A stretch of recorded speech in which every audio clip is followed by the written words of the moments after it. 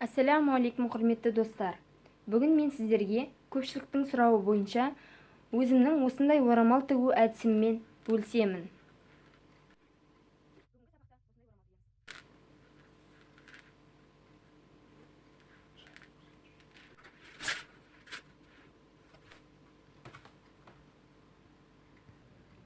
Бізге бұған керекті заттар: креп шифон матасы. Мен алдын ала уақытты алмас үшін кесіп дайындап қойдым. Бірінші, орамалдың алдыңғы жағы тік төртбұрыш сызып аламыз. Ені 25, ұзындығы 43. Екінші, орамалдың артқы жағы ені 25, ұзындығы 24. Және де диаметрін 34 қылып шеңбер сызып аламыз. Бұл орамалымыздың үстіңгі беті болады. Орамалды екі жағын шарф ретінде орауға мынандай сеткі мата моншақталған. Екі жағына екеуін қолданамыз.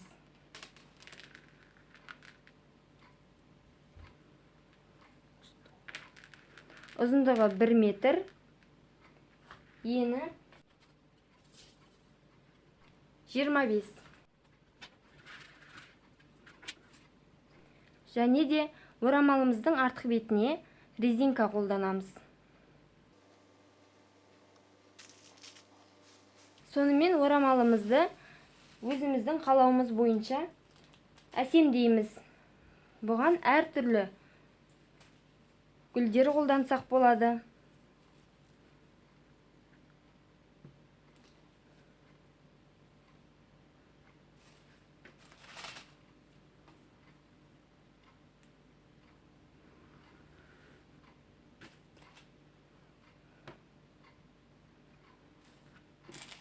Әртүрлі тастар қолдансақ болады. Өзіңіздің көйлектеріңіздің түсіне қарай әсемдесеңіз болады.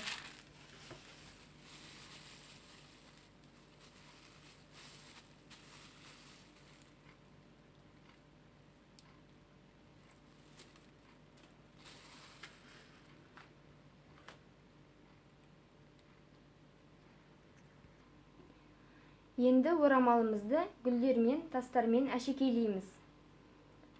Оған матамызды қойып, кесте тігетін құрылғымызды матаға орналастырамыз. Бір шет жағына гүл басымыздың сол жақ бетіне түсу үшін бір шет жағына қарай қойып бекітеміз.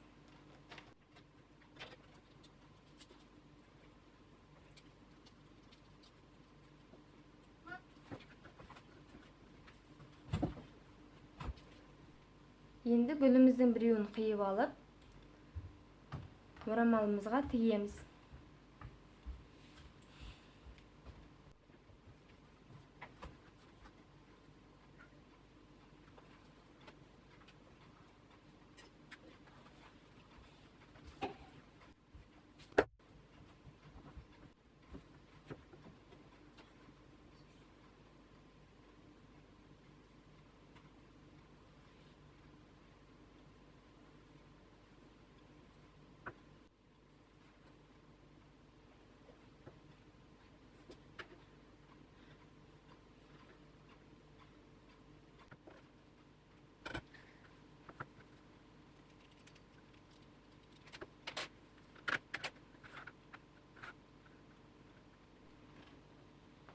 Өз қалауыңызбен әр жерлеріне тас қойсаңыз болады.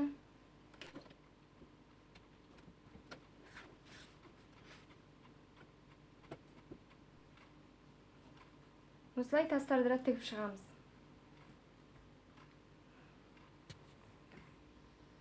Енді гүліміз дайын болды. Мына жерлеріне тастарын бекітеміз. Ол үшін манағы жолмен кесте тігетін құрылғымызды осы бетіне бекітеміз.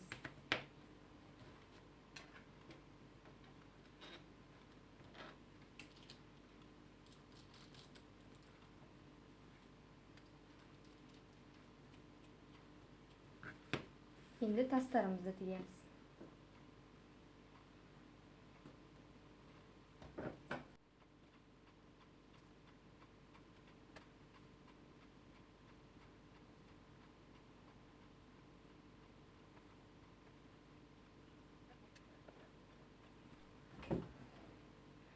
Міне осылай бәр жеріне тас тігіп шығамыз.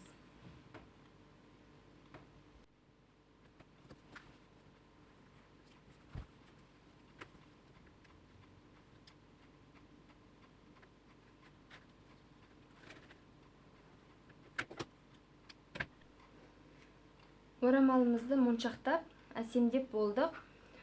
Моншағын бірінші тіккен себебіміз орамал дайын болғанда артынан жіптері көрінбей тұру үшін. Енді орамалымызды тігеміз. Алдымен орамалымыздың екі қабаттап орналастырып, енді сеткасын тігеміз. Ол үшін мына орамалдың жоғарғы бетінен 1,5 см немесе 1 см-дей тігіске орын қалдырып,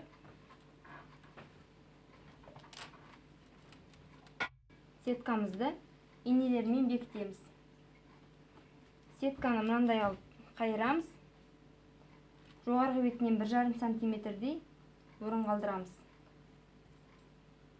Қозғалып кетпес үшін инелермен бекітеміз.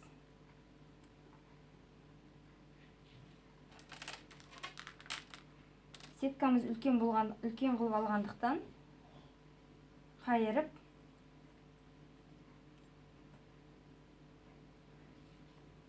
орналастырамыз.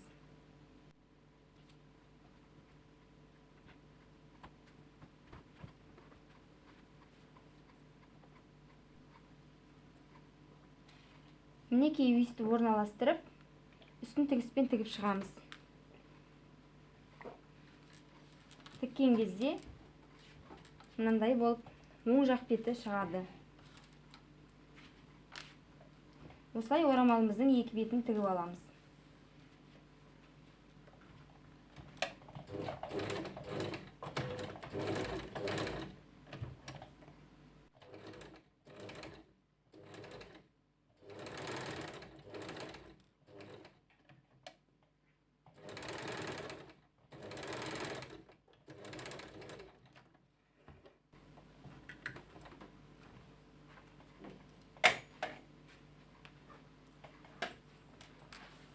Мінекей тігіспен тігіп шықтық.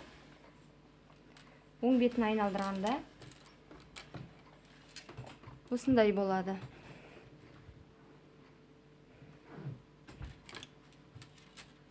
Енді орамалымыздың екінші бетін тігеміз. Бұл жолы да бірінші рет істегендей қылып қайталаймыз.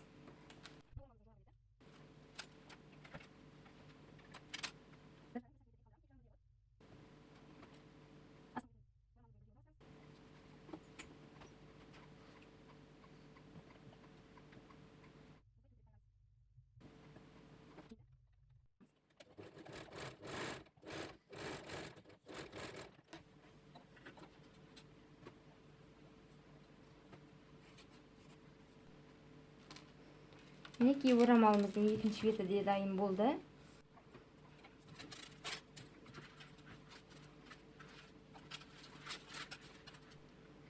Енді орамалымыздың артқы бетін тігеміз.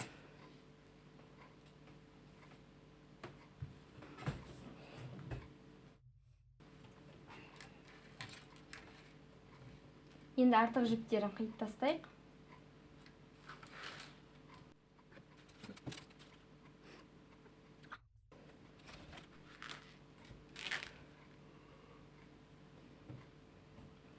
Енді орамалымыздың артқы бетін дайындаймыз. Ол үшін қиып алған матамызды екіге бүктейміз ұзындығынан.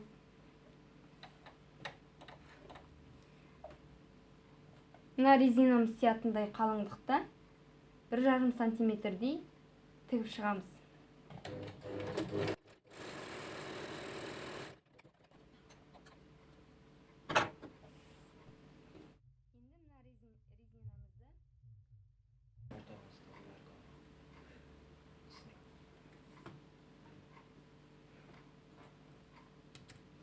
Енді резинамызды осы тігіп шыққан жерімізге түйреуішпен өткіземіз.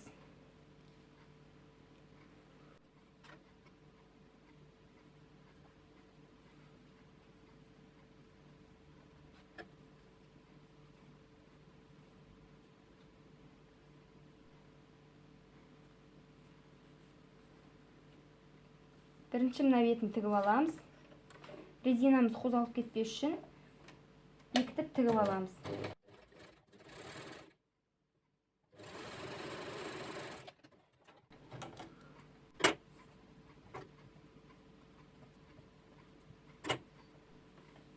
Осылай бекітіп аламыз.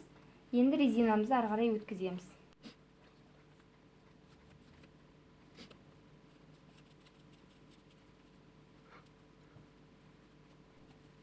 Резинамыз шықты. Бұны да жаңағыдай етіп бекітіп аламыз.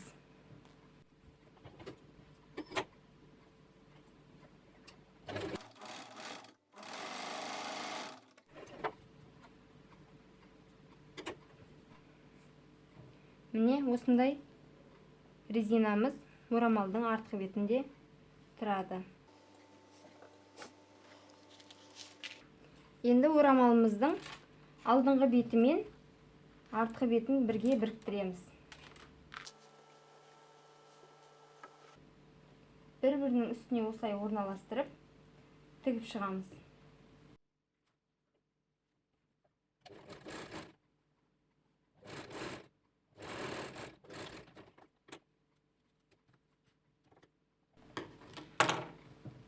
Бір жағы тігілді. Енді екінші бетіне біріктіреміз.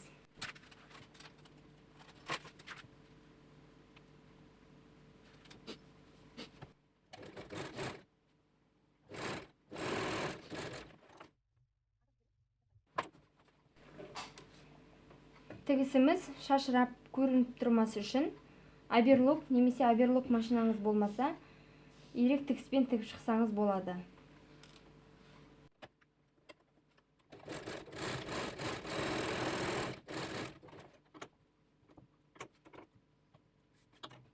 Енді екінші бетін тігеміз.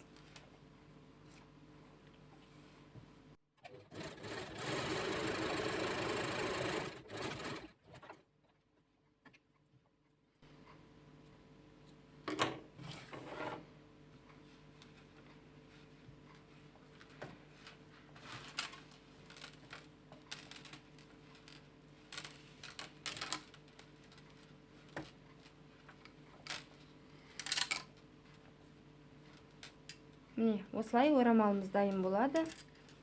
Мына артқы беті. Алдыңғы беті. Енді орамалымыздың үстіңгі бөлігін тігеміз.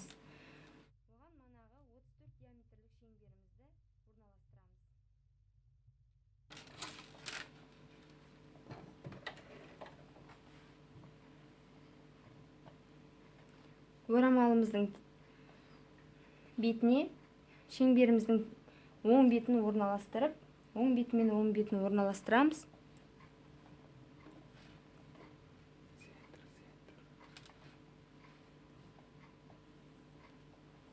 Оң беті мен оң бетін орналастырып, мына тігіс түскен жермен бір шетін орналастырып, біріктіріп бастаймыз.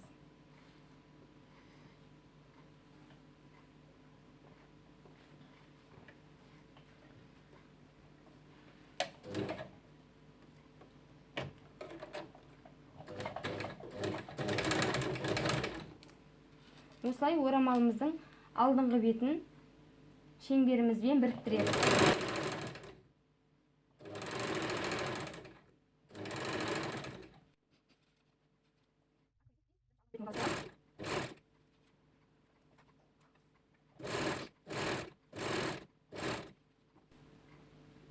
Орамалымыздың алдыңғы беті мен артқы бетінің біріккен жеріне дейін тігеміз.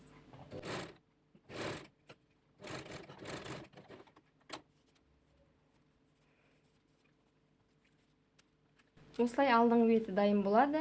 Енді артқы бөлігін орамалымыз көтеріліп, арты жиырылып тұру үшін жиырып тігеміз. Ол үшін орамалымызды теріс айналдырамыз.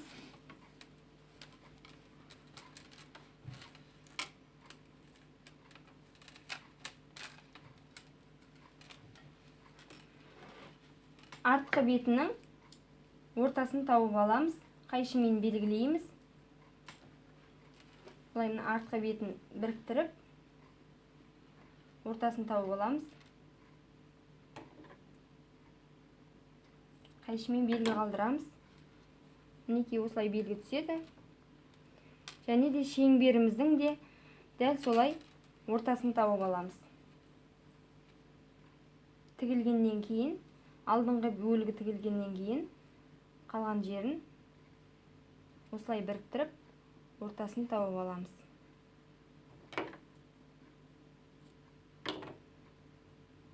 Мінекей осылай.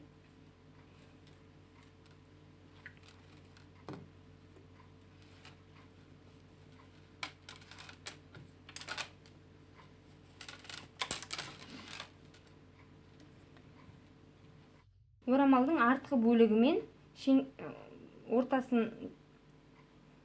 орамалдың артқы бөлігінің ортасымен шеңбердің тігілмеген жерінің ортасын осылай белгіленген жерді біріктіреміз.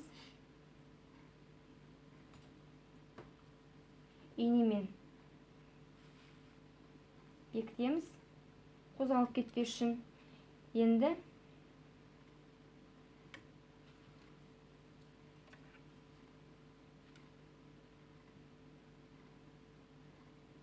осылай қайырып складка жасаймыз.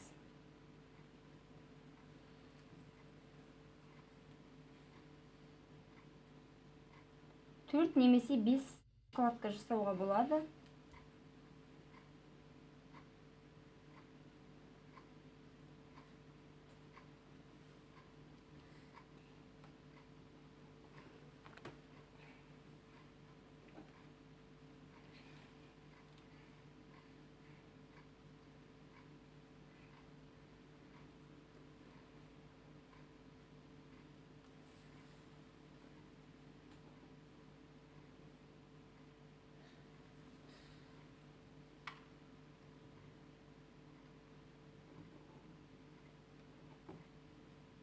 Осылай инелермен бекітіп шығамыз.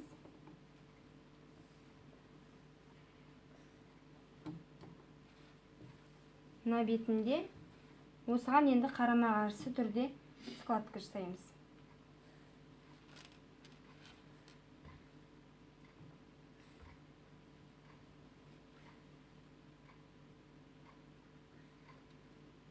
Бұны да осылай инемен орналастырып, бекітіп,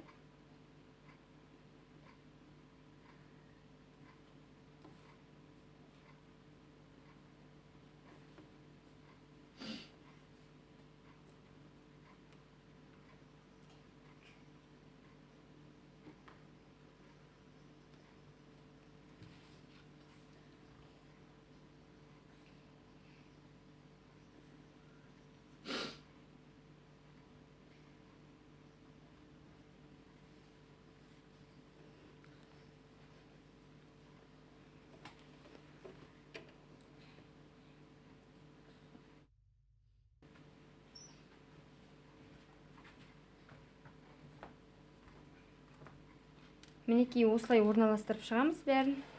Мына орамалдың артқы бөлігін осылай складка жасаймыз. Енді біріктіріп тігеміз.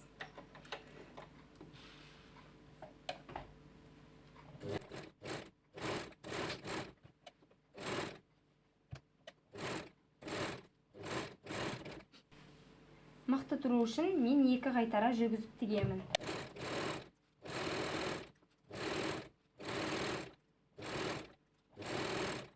Инелерді алып тастаймыз.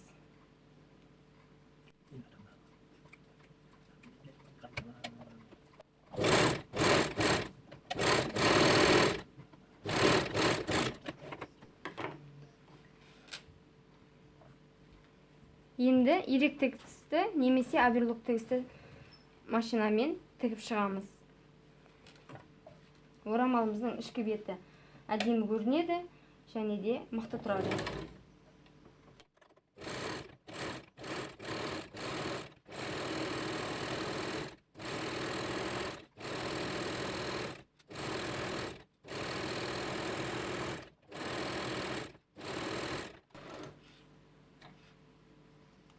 артық жіптерін қиып тастаймыз.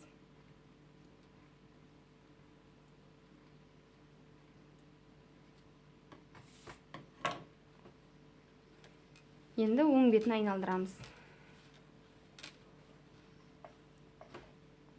Мінекей мынау орамалымыздың артқы бөлігі. Мынау алдыңғы бөлігі. Сонымен құрметті қыз-келіншектер, бүгінгі орамалымыз дайын.